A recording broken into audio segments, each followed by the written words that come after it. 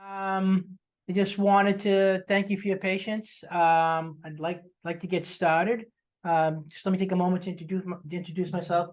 My name's Tony Schufo. I'm Director of Sales and Operations for Control Consultants, and I just wanted to thank you all for joining today. We have an interesting bunch of topics today.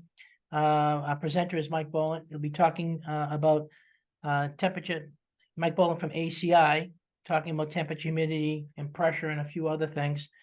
And what I would suggest is, if you have any questions, by all means, you can use the chat line or the Q&A. Use the Q&A line, and we're happy to answer those as we go through the presentation. But in addition to that, we'll leave maybe 5 minutes after for any questions that might pop up in an open forum after we're done. So with no further ado, I'd like to thank Mike and the ACI team for being available to do this presentation. And again, thank you all for joining, and we'll talk soon. Mike, it's all yours. All right, thanks, Tony. Thanks, everybody. Thanks for your patience. Just going to go through a quick PowerPoint here on temperature, humidity, pressure, currents, and backnet sensors. Going to touch base on some gas sensors, and like Tony said, if you have questions, feel free to go through the Q&A or the chat system, and we'll be able to take care of you that way too. So once again, I'm Mike Bollant with ACI. I've been with ACI for 21 years. We've been manufacturing sensors here for over 31 and a half years, and we'll get going. ACI is ISO 9000 certified, so if that's ever a question of one of your customers, we just renewed our certificate this year, so we are all up to date on certificates. Further ado, I'll go into temperature. Some of the applications that we get ourselves involved in: air handling units, chillers, discharge air, school systems, boiler rooms, everything that has anything to do with temperature. We have sensors for. We do a lot of data center business, hospital business. We have a lot of OEMs. So if there's ever any questions in the field, when your customers come to you on a certain type of sensor, whether it's temp, humidity, pressure, gas, current, we will have a solution for you guys. So I'll go into some of the different configurations here. Temperature, typically the sensor portion of it are either typically thermistors, RTDs, transmitters, and I'll go into those on another slide here coming up. High and low temperature, along with the standard temp products that we offer. Standard configs, which we got here, are room sensors with and without an LCD on it, duct sensors without a box, immersion sensors, outdoor straps, pipe type sensors, and averaging sensors. And I'll touch base on these on some slides coming up. First slide, I threw this slide in here because there's always a lot of questions on why there are so many different type sensors. And normally the different type sensors are dictated by the controllers on the project. So usually when we ask you, when you say you want a 10K sensor for a duct mount, we'll ask you what controller, and then we'll match you up with the resistance value. And what that is as you can see here, on the left is a 10K CP, which is a type 2, and over here on the right is a 10K AN, which is a type 3, which are the most common out there. And you say, well, what's the difference? Well, the biggest difference is, say that you have an outside air unit. Your resistance value here on the 10K type 2 is 338,000 versus 239,000. What does that mean? It means that you could be off by 5 to 10 degrees at -30, at -40 degrees if you don't have the right sensor selected. Now, if you go to the other end at, let's say, 180 degrees or 290 degrees, it's probably not going to be as big a difference on thermistors. And you can tell here at 19.9 and 18.788 are typical, what am I looking for, resistance values on these sensors at 50 degrees F.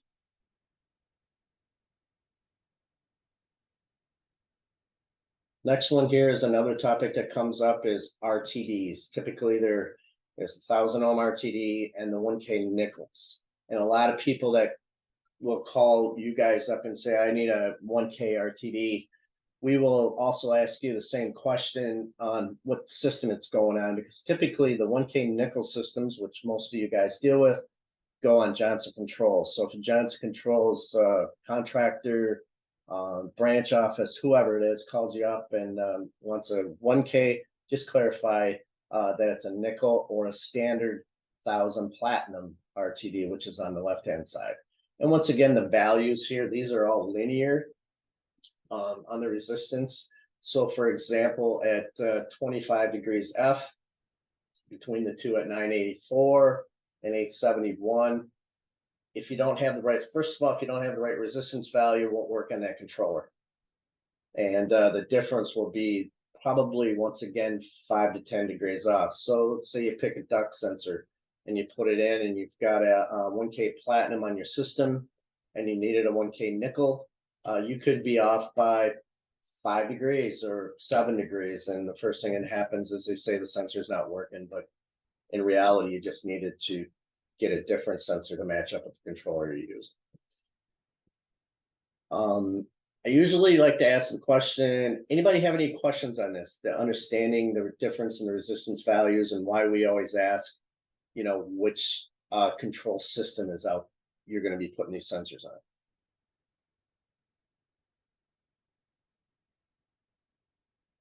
Okay. This slide here kind of gives you an idea of all the different types of sensors. It's not all of them on here because there's so many of them.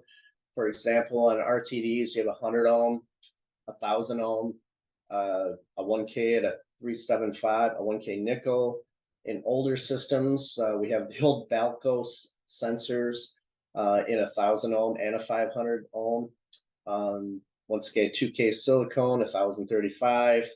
And then low temperature sensors that go down to minus 200 C and high temperature up to 743 degrees F.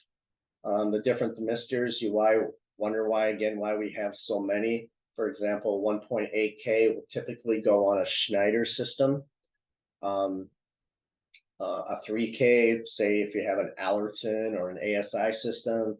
10K AN BC, for example, is an old Barber Coleman. We still carry those. 20K, primarily Honeywell. A CP and an AN covers pretty much every other control system on the market. So that's why we always have to ask what control system you're going on. And then sometimes when you get into higher end products, you go to the transmitters, which are the 4 to 20 milliamp outputs, 1 to 5 or the 2 to 10. It's about 80% of the time we do 4 to 20. And those parts usually start with TT100s or TT1Ks, and then you match them up with the configuration you're going to do. We also are doing a lot of NIST certified transmitters. And what that means is that when we get an order or say, for example, a data center, NIST is very, very prominent in the data center business. And what we do is send a 3-point certification. And that involves about 2 more days of putting the sensors and the transmitters into ovens and certifying each of the ranges that are required, and sending along a 3-point NIST certificate so to suffice for all the data center people. High temperature, once again, we can go up to 743 degrees F. Low temperature, we can go down to minus 328 F or minus 200 C. And then we can just transmitter boards only. Now I'm going to touch base on just some of the configurations that all of these sensors that I just talked about can go into. So for example, here's copper averaging. We offer copper averaging in 812, 24, 50, and up to 100-foot lengths. And in each one of these, you can have a thermistor, RTD, or a temp transmitter 4 to 20, depending on your ranges and what the controller and what the system is. I will say that on thermistor averagings, the highest we go is 50 feet. And the reason is that thermistors are multi-point averaging, which means you have X amount of sensors located within that copper pipe or copper tubing. And the longer the length, the more spread out the sensors are, because you're only going to get 9 sensors in 50 feet. So it's a little bit different than having a 24-footer where they're a little more condensed. Now, that being said, on the RTDs or a transmitter that is 4 to 20, those are continuous averaging, which means from the very beginning to the very end, there's a sensor that goes through the whole length. And that's why those are so much more popular, because you're actually, when you put them in an air handling unit or a duct, you are actually measuring the full length instead of certain points on that application. Does that make sense? I think so. Yep, absolutely. Okay, perfect, perfect. And like I said, we can go up to 100 feet. And for your customers that call in and say, you know, we need something that's 80 feet, or we need a 50-foot and a 100-foot. Mainly the reason they do these on these big air handling units is to save points on the control systems, as well as not having multiple units and having to install. Also saves on install cost too. I'm going to move into some other accessory items that we offer here. Temperature on the left there, very popular. I'm sure you guys get calls from hospitals, pharmaceuticals, school systems for sensors that go into freezers, refrigerators, coolers. We offer a line of what we call our freezer sensors. We can go from liquid nitrogen at -200°C all the way to your coolers. You know, let's say our refrigerators at 37F or 40 degrees, whatever you need. We have sensors for that. Button sensors, we have stainless, we have brass, and we have plastic. Questions come up all the time on the plastic button sensors. Can you paint those? Yes, you can. And they're a little bit more flush than the other, the brass and the stainless. Hazardous would be explosion-proof type sensors. We can put any thermistor, any RTD, or any 4 to 20 inside these housings here. They're all class 1 Div 1. One thing we don't offer in a hazardous is humidity. We only do temperature only. Oops. And like I said before too,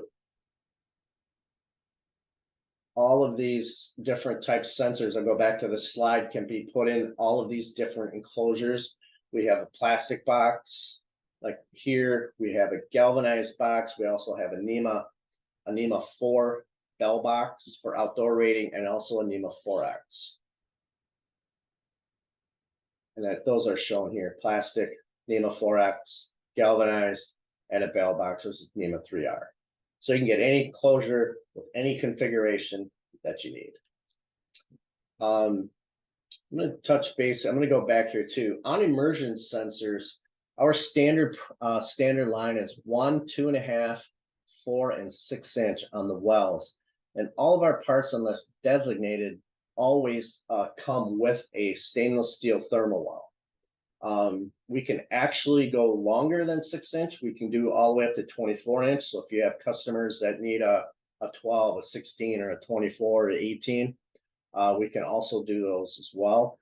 The two questions that the question that needs to be asked for anything over 6 inches is whether it's a pipe or it's a tank.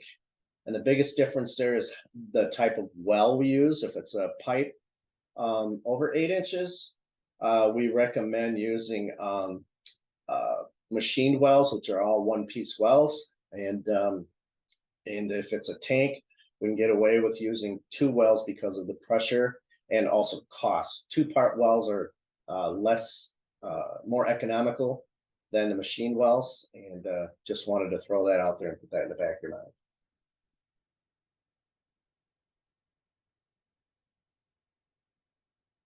Okay, I'm going to jump into humidity. Once again, applications are, outdoor economizers, wash down applications for vivariums and pharmaceuticals, return air, supply air, humidification, dehumidification, all kinds of air handling unit applications, rooms with like clean rooms, hospitals. We do wipe downs, we do data centers, schools, pretty much the whole gamut with our humidity. And once again, and I'll touch base on the different configurations coming up. Accuracies, 1%, 2%, 3%, 5%. Nice thing about our humidity sensors is you order it with a 4 to 20 milliamp and your customer needs 0 to 10 or 0 to 5. You do not need to send the unit back. There are dip switches on board that you just power the unit down, move the dip switches to the preferred output and power it back up and away you go. Field calibration, we also have dip switches on board. So let's say that in 3 years, maybe your client sees a duct sensor that might have drifted by 0.5%, and you don't have to send it back. You can just move the dip switches and it'll bring it back into original calibration accuracy. Output protection, we have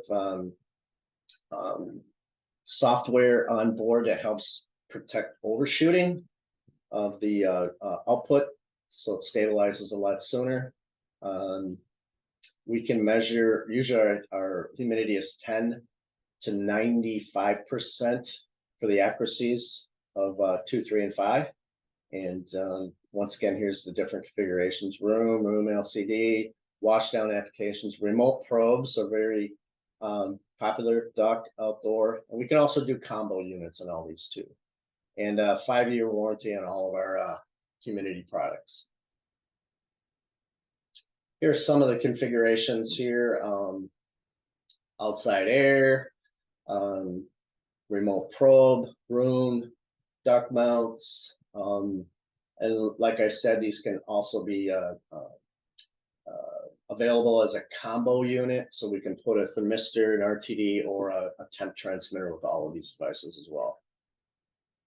Some other different configurations here for humidity. The outdoor sun shield, we can do combinations on that too. You mount that, typically we try to mount that on the north side of the building if you can. 5-year warranty on everything. Here the touch 2s are combo temp humidity with a backlit LCD.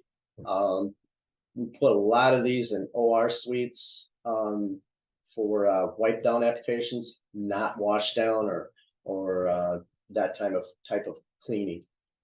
They're for wipe down only. And a stainless plate with a centered filter on the front. We can do humidity and temperature in there as well too. So just some different configurations. So pretty much the questions you need to ask is, what's your application? What percent humidity do you need? And what configuration? Room, duct, outside air, remote probe, etc. So those are the questions that really help just kind of hone it into what product you're looking for.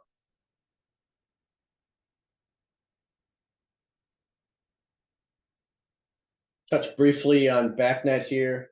Pretty much all the same applications. We do, yeah, pretty much everything under the sun for BACnet. All of our sensors are BACnet MSTP. You can have different temperature selections. We can program that here before it goes. Fahrenheit, Kelvin, Celsius, and of course it's BACnet MSTP. But the same configurations: room, duct, outside. We can also do combo units in these with temp and humidity, or just temp or humidity if needed. So we can help you with that. And the one other thing about the BACnet is the dip switches on board can set the different baud rates. So if you've got a controller, it's at say 9,000 or versus 37 or 38,000 versus 115. You can that's easily just set on the dip switches. Pressure. I'm going to talk about airside pressure first. Once again, we get into building static pressure, differential, leak detection, filter monitoring. You can do measuring of velocity. I'll touch base on that just a little bit. Yeah, pretty much all the different applications. Again, refrigerant systems, clean rooms, data centers, hospitals, all that kind of good stuff.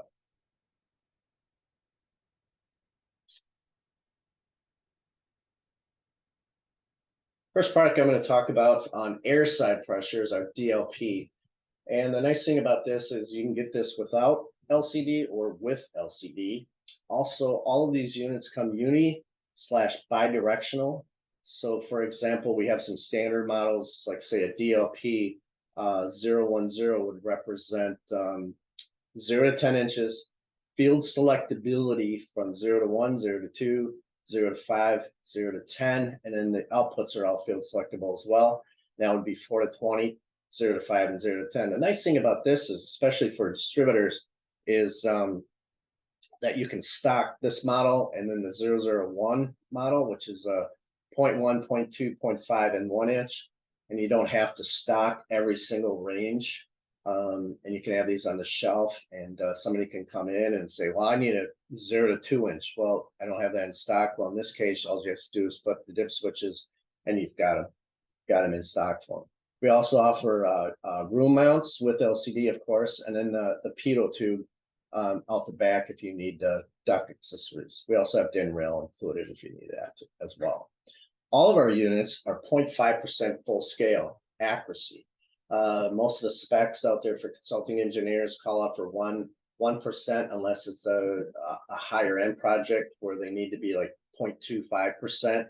We also offer that, but you'll have to that'll be a separate part number for that. 0.5 will meet all of the pretty much the standard specifications across the country, which are 1% right now. So. Can you see the question there? We have a question about, can you field calibrate these? Yes.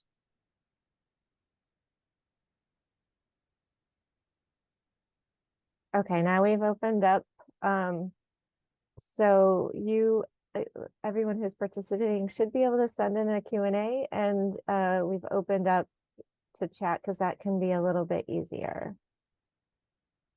And continue on, Mike. Sorry for the interruption. Oh yeah, no problem, no problem. So this is this unit, which is really flexible. Once again, the 0.25% would be individual part numbers, or like a distributor. You can stock these with or without the LCD on it in the different range of multiple ranges in between. That covers most everybody. The other nice thing about these units is, believe it or not, we can go all the way up to 40 inches. We have customers at 40 inches on the air side, which is very high. So the difference between that unit and this unit here is this is our more economical unit. There is not the flexibility of having multiple ranges of selectability on your output or your ranges. What you see here is what you get. So for example, if you wanted a 2 inch with 4 to 20 out, that's how you'd have to order it, and there's no flexibility on it. But it's less money, smaller footprint, especially if you're putting them in control panels. Like it shows here, you can mount these sideways or straight on. DIN rail mounting is available, removable terminal block, and all the ranges that are on the DLPs are also available on the MLP2s. Once again, static pressure, building differential. It does all those. It get down to 0.1 inch, 0.25, 0.5, 1 inch. If there's a custom cal range on both of these that say, you don't see it, we can do that too. You just have to let your customer know that we have access to doing pretty much on all of these what you need. Wet to wet, the water side here. We do not have a manifold. We went with 2 gauge pressure sensors with cabling, much easier to install. And we cover ranges, all the way up to 300 PSI on these. Comes with an LCD, non-LCD version. Field selectability on ranges within the 30 PSI model, the 100 PSI model, and the 300 PSI model. So you can have 0 to 5, 0 to 10, and 4 to 20 field selectable. And let's say that you pick the 100 PSI version, you have selectability in there. Geez, don't quote me on this. I think it's 15, 25, 50, and 100, and then 300. I think it's like 35 or 75, 150, and 300 on that one too. So you do have some flexibility on the ranges within the wet to wets. And like I said too, there's an optional LCD version and non-version. These are all calibrated internally before they go. People ask the question, can you replace just the sensors in the field? You can, but there may be an accuracy change on it, just because everything here is calibrated with us before it goes out the door.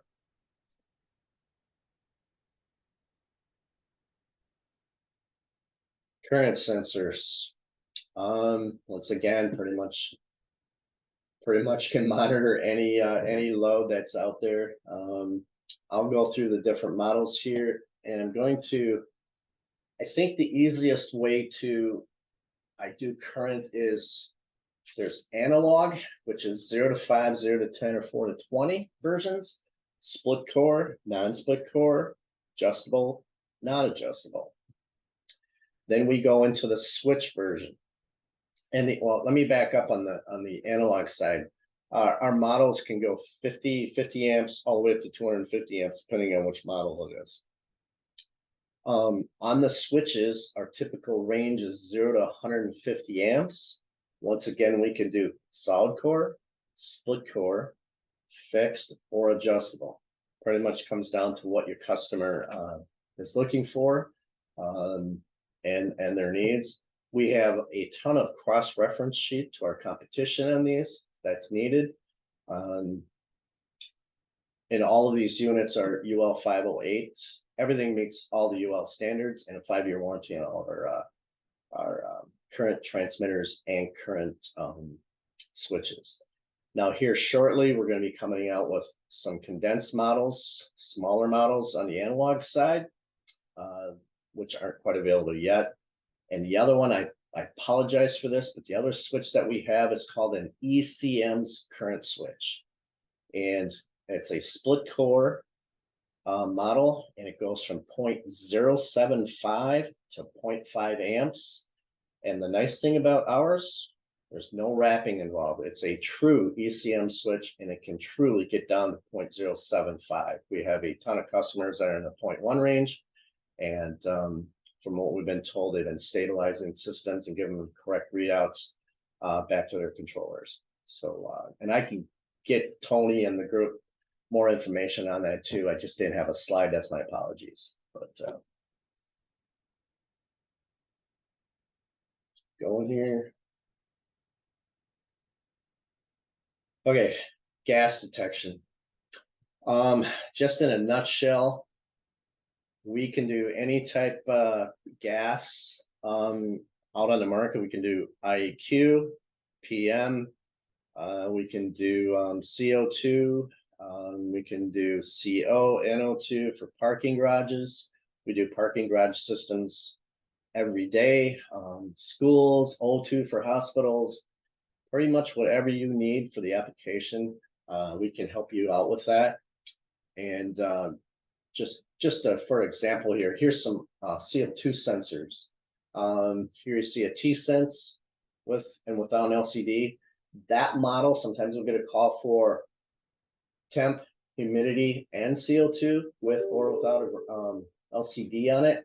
We have that, comes standard with a 0 to 10 volt output on all three. However, field selectability on the unit can allow you to have BACnet, MSTP, or Modbus. You don't have to order a new unit, it all comes there.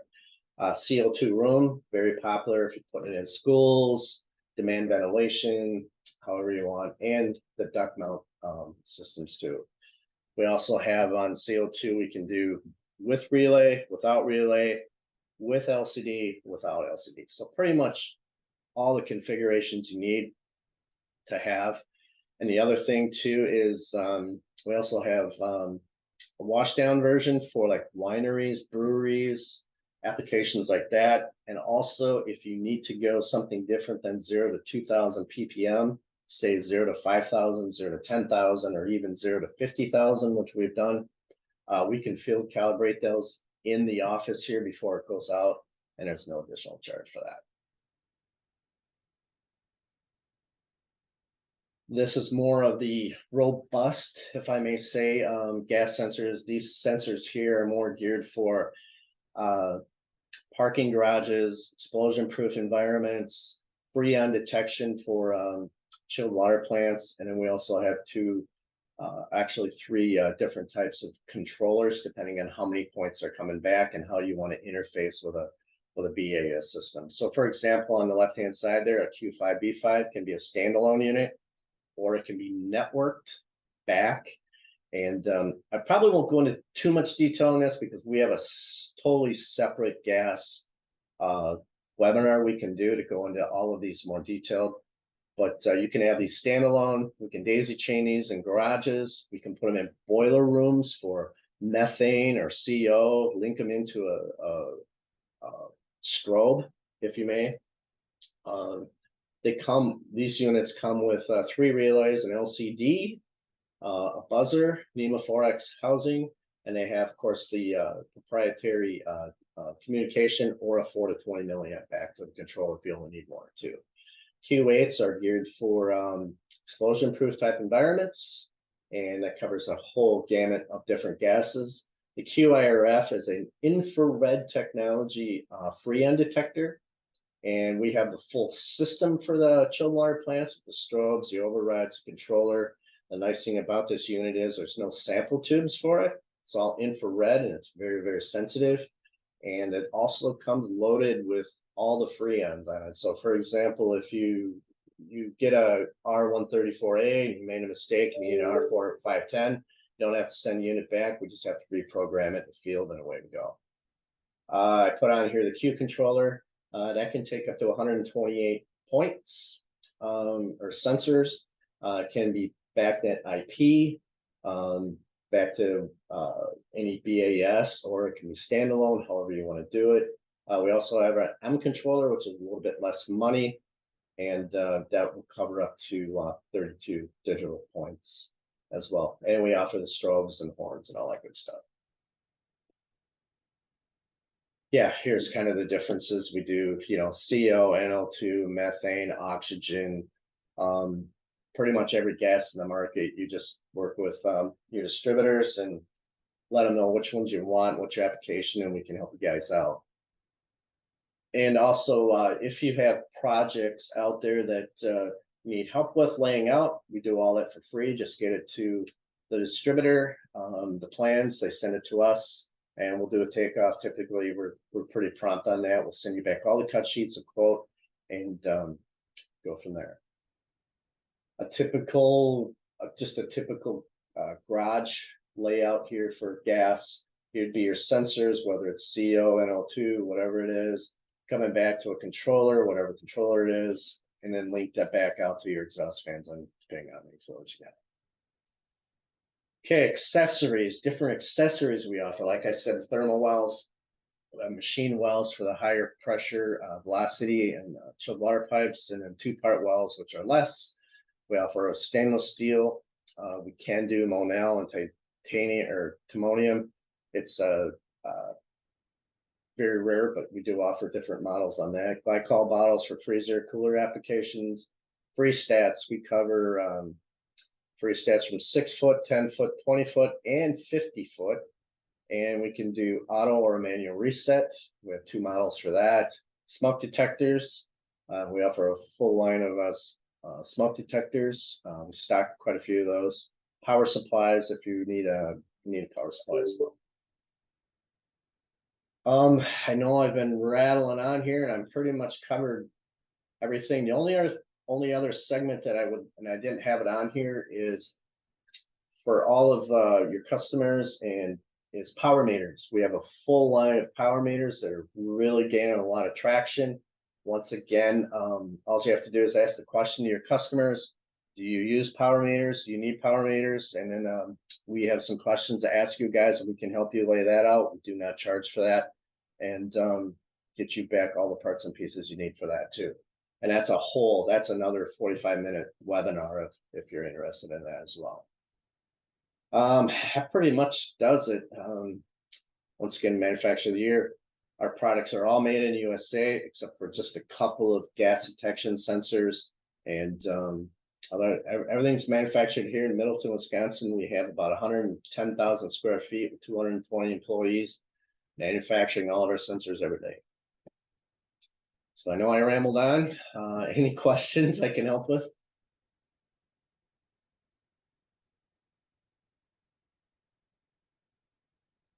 Oh, Mike, that's some great stuff here. I appreciate you taking the time to go through it.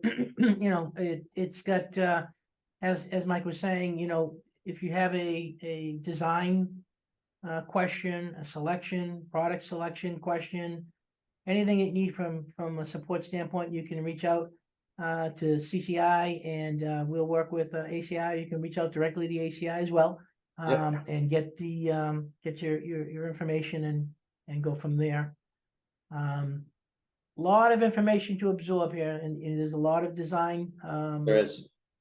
questions that come up. So we appreciate Yep. working with you, Mike, on a regular basis. Thanks. And Yeah, if we you have guys- about 16,000 different part numbers. So it's just to give you an idea of what I just went through. That was kind of a brief overhaul, but pretty much any configuration out there, we've probably seen it. Absolutely. So does anybody have any questions, anything? We'll be sending out some additional information after this event. So expect to see and hear from us. Also, I would suggest that, you continue to look at the Eventbrite, and we do send out invitations. We will have a whole schedule of stuff coming up, and we appreciate ACI's time, giving us some deep dive information here. So, Thanks, Tom. yeah, no worries. Any questions? We'll give it another minute or two, Mike, then, and then Yeah. we'll end it. No problem.